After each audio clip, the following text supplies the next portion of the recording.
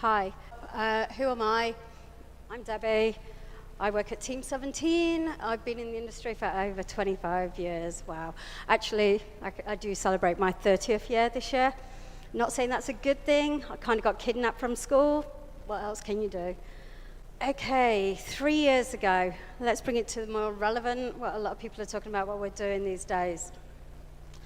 It's actually only 3 years ago since we started our games label. Team 17 celebrate their 26th anniversary this year. A lot of people don't know, Team 17 actually started life as a games publisher. We had no internal development back in 1990. We did the whole publishing thing to a developer. We were a developer through till, I think, 2006. So I had those lovely milestones like most people had who were working with a publisher. And we moved quite speedily into digital downloads with console, Steam, etc. So the label 3 years ago, and a lot of that is simply to bring our knowledge and our skill set and share with our fellow friends, game developers. We make games. It's really important for Team 17. We actually make our own games. We play games, lots. Very important to us today, we actually help others make games. We have a number of partners globally, but the fundamental thing, and that's what's, I guess it's probably the most important thing for me personally, that word sustainable. Sounds really easy to say that, sustainable. Probably the most hardest thing that any developer starting out in business today has to achieve, a sustainable business. That's when you get control and you have the power to decide what you're doing next. That's our number one goal on our label with all of our partners. Okay, what we'll cover. Doing your research, choosing a partner, and the pitch. I'm going to try and get the research, boring stuff done quickly for you. It's the things that we all need to do. It's also the stuff that none of us really like doing. We want to get stuck in and make games. Really important, you're going into business. How many indie developers are running their own businesses in this room today? Put your hands up, give us an idea. How many of you feel really responsible? Keep your hands up. Because you all should. Yeah, that's it. Business, it's a word that not many people use when we talk about making games. We talk about creativity. We talk about lots of all the fun stuff, going to events, hanging out with mates.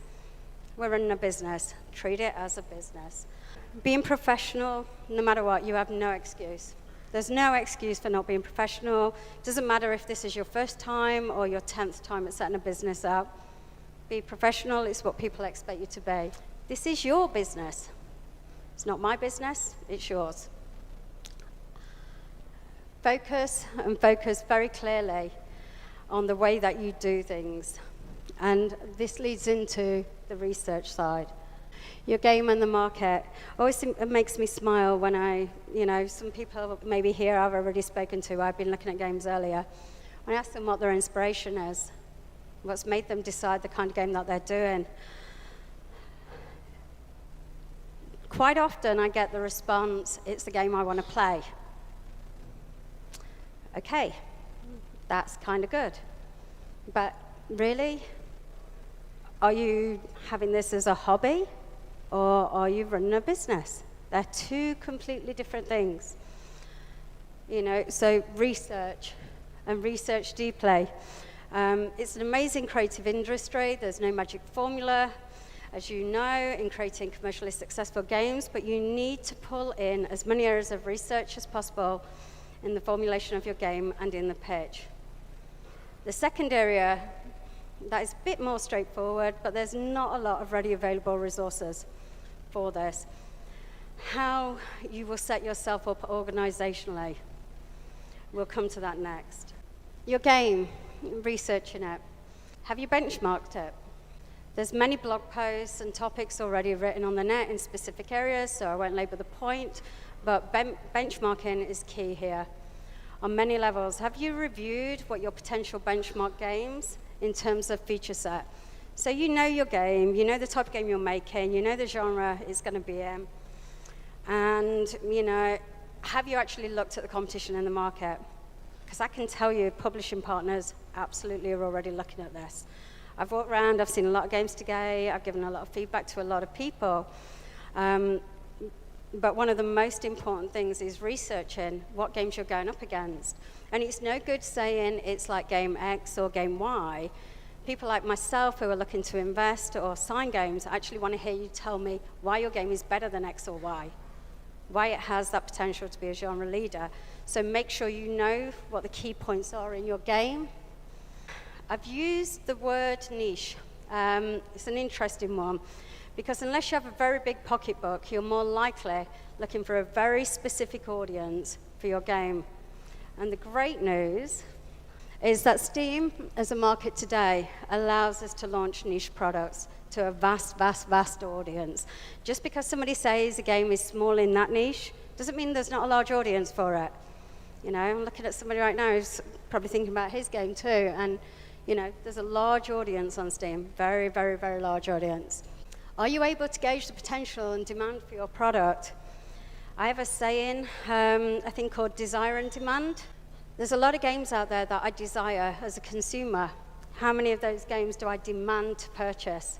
There's a big, big, big difference, and it's something that you should really think about very closely. I know we get close to products as games developers, that's what we do, but there is a huge difference between desire and demand. Look it up, find out a lot more about it. It's a key area for you. The slide on the right was recently put together by somebody on a blog post about the number of Steam releases in the last few years. A little bit scary to all of us making games, I guess, and kind of looking at where our markets are going. I launched my first game on Steam, I think, in 2010. You know, it seems a lifetime ago. I did some personal check-in last year for something I was doing, and I compared the market on Steam 5 years ago with the market last year. 10 times more releases were released last year. So I thought I'd check out consoles, because we're in a bit more of a digital world. You know, Microsoft, bless them, have been really friendly this time around. We have an indie publishing program. We didn't have that on 360. Sony, obviously, as well. So this 2 and 4 times was done earlier last year, but I just want to share with you at the same point in their cycles, because it is really important in terms of the number of games coming to market. People talk about consoles and things that get in the way. We're still seeing so many more games. But at the same point in the cycle, there's double the amount of games released on Xbox One. There's 4 times more releases on PS4 as opposed to PS3 at that same time. It's really important that people understand what they're actually facing up to. Wow, the boring part. Okay. Business considerations. I have an amazing finance operations director. I'm notoriously known for calling him the boring one that nobody ever wants to interview because he does spreadsheets. I can't manage my life without him. You know, he's part of the huge success that Team 17 have. And this is some of the things that you need to think about as part of your research. Will you be able to finance the associated cost to go to market? I often hear people say, we need PR, we need marketing, or we need a little bit of development funding. I don't actually hear them talk to me about all the other stuff that's required. You know, and the obvious ones, sure, PR, marketing, social, customer support, what will you need? Most people tick those boxes. But you need to look into all aspects of setting up a business and running a business, and offices, insurance costs, all these kind of things that are on the edge. I'm touching on funding for a reason. A lot of people come to me and say we need X amount of funding, and of course Team 17 help fund games. So do many people. Something I learned really early on in my career is money doesn't come for nothing. Never does.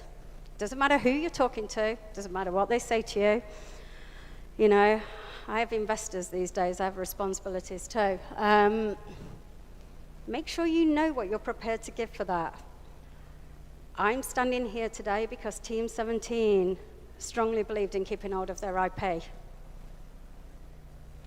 Had we have lost our Worms IP, I don't think I'd be here today. I think we'd be doing something else. That's the importance of keeping hold of your IP. And I can't stress that enough to anybody. Openly say to people, if you're going to walk in, you're going to offer me your IP as part of a deal. And when you're looking for a partner, probably going to ask you to leave the room because it tells me that you don't care enough.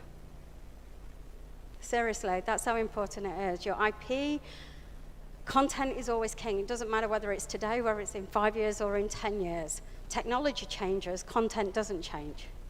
It enhances, modifies, whatever.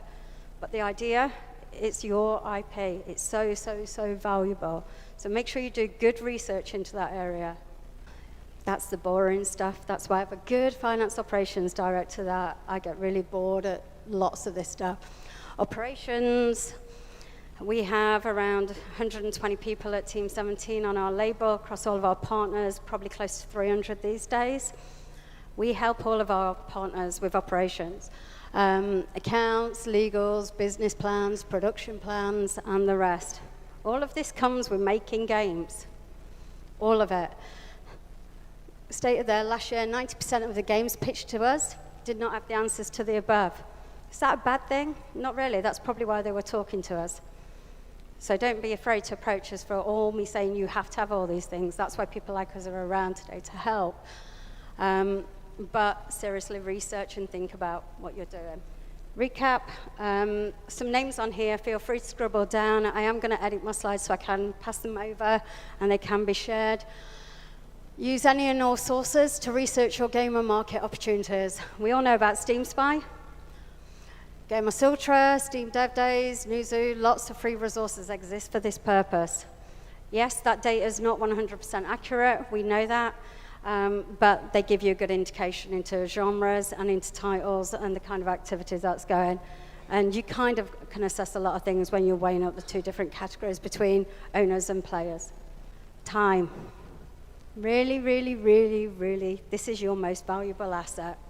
How you choose to use your time as a one-man or a very small indie. I've got a lot of friends, and I've got a lot of friends who love social media. I'm a little bit over on the other side where I try and hide from it. Learning where are the best ways to spend your time to give a return back on your investment as a business owner, as an indie leader of a team, is super, super, super important. This is the thing that you think costs you nothing. It's the most valuable thing you have. So thinking about how you spend your day. A real good piece of advice, take an average day and start documenting down where your time goes in that day. You might find at the end of it you found an extra couple of hours just from little things that you didn't realize you were doing. If it's a hobby, enjoy it. You know, I love my job. Every morning I wake up with the biggest smile on my face. I think I'm the luckiest person in the world when I go into work. It's not. It's a business. You know, I have responsibilities for people and their families, their mortgages, many other things. They all sit on my shoulders. Bear that in mind. The minute you employ one person, life changes. You're responsible. And you're not just responsible for that one person unless they're really young and they're rich. You're responsible for their family, their kids, the whole thing, because you're taking them on your journey. And that's a very, very important thing to take into account. Fun stuff. I spent a long time doing these in my previous life. Okay, for a lot of you guys who do know Team 17, publisher, developer, I think from 95 through to about 2006, 2007, we were 100% a developer. So I had the lovely pleasure of doing what a lot of the guys out here are doing, which is pitching and presenting and choosing who we wish to work with that Worms IP, Alien Breed, whatever. I'm going to flag this because I find this really important. Probably too much with my developer hat on a little bit here, but when you decide that you're looking for a partner, stop and look at this. Think about this. There's a lot of people out there saying we're games publishers. Seems like every day there's somebody else saying we're now an indie publisher or we're a games publisher. Taking a little bit old school here and just sharing with you some of the meanings of things like a distributor, which I think applies to a lot of the publishers out there today. And I've fought really hard over the years to make sure that the lion's share of revenue is coming back over into developers' pockets. So help me out and keep it that way. Don't give up those points easy. Distributor will share what they do. They basically take a finished game, launch it, maybe 2 months before launch, they'll start doing a tiny little bit of PR. They put the game on the platform, minimal effort or services. Lots of them around. publishers, not all, but some of them do funding, marketing, PR sales, and production support. Label. I get asked all the time why I hate the publisher world. And I'll say, well, I kind of still get a few shivers every occasion over my missed milestones back in the day. But what I looked for, when I looked to bring Team 17 and start our games label, I looked to other industries to take inspiration. And one of them was the record industry, because to me, they always put the artist first, and the song came first. Yeah, the games industry, I bought games, and I didn't often even know who the developer was. So it was looking at a label, but also looking at areas that me as Team 17 didn't get from other partners. For instance, nobody ever asked me what our goals were. That seems really obvious. If you're going to go into business with somebody and you're going to let them handle your product, surely you want to know where they're going to be in a year's time or 2 years' time. I can tell you nobody asked me that question in 15 years in this industry, yet it's so obvious. If you're going to work together, you need to understand each other and see where each other's going. Executing on a long-term business plan. Game boring things, but it's our pet thing. It's sustainability. This is about paying the rent. This is about being around in 5 years, 10 years, 15 years' time. Sustainability is difficult, but it can be achieved. Not just by massive hits, you can achieve it in other ways too. Financial planning. We help all of our studios obtain those tax credits, those grants that they need to get to make sure it gets into their pockets as fast as it can do. Day-to-day operations and additional development resources. That's the modern day games label. That's something that never existed in the 90s and certainly not through the early parts of the 2000s. And that's the kind of thing that we look to try and bring to actually share. And I'm forever saying, you know, we're a bunch of games developers working together, and we're actually building something quite unique that's not been seen before, along with the development services that we also share. I'm going to share a little bit about how bad publishers can be in a good way. Due diligence checklists and different things here. A lot of what I'm going to share is the mistakes I've made that hopefully our partners never have to make because they're working with us, or you guys are going to learn from this. Do your due diligence on your publisher, label, distributor. How does your game fit in? Age, genre, business model. I notoriously made the mistake of pitching a certain fairly well-selling game that was all ages to an 18-plus publisher back in the day. Loved my game, but my game didn't work. They were all their titles were 18-plus. I was wasting my time. Didn't do my research. Make sure you research your partners properly. Do they handle the platforms you want to release on? If you want to release simultaneous day one or platforms, or you want to release on Xbox One, PS4, Steam, Switch, so I don't get told off for leaving that out, make sure that they actually publish on those platforms. Really important. What success have they had already? This is so easy for you as an indie developer to check. Go and do your research. Look at what their games have sold. We've shared about Steam Spy, things like this. Go and check in and see where their games have been. Make sure that they've had success. A lot of people speak to people about an early access is a good example. Would you go and sign your product with a partner who's never done early access? Because can't you do that yourself unknown? You actually want somebody who's done this, who's going to add value to what you're looking for. So again, check that out. How are they financially? Guess what? You have a job. I used to get the accounts of my publishing partners before I signed with them. Yeah, for a reason. We've all heard the horror stories in our industry. Well, let's not try and make any mistakes here. This is your game that you've been working on for the last few years, and you want to make sure you're going to get paid. It's easy, it's cheap, it's cost effective. Get their accounts. They're publicly available to everybody. Okay, another little tip that I used to deal with. Draw a list of your partners, 5 to 7 names max. Come on, there's a lot of them out there. Got a big choice. I used to always put my first choice at number 3 for a reason.